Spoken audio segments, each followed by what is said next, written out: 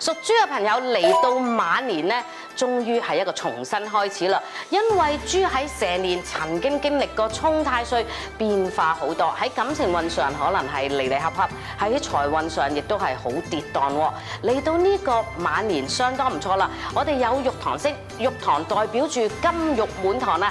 今年財運好得多啦。仲有月德星係有貴人照住自己喎，所以咧今年如果無論你係做生意或者投資方面咧，原則上咧係慢慢向好嘅，但仍然要留心我哋有小耗星，小耗係一個細嘅破財星，要化解呢個星，我建議破下歡喜財啦，做多啲善事，又或者買下自己平時唔捨得買嘅嘢。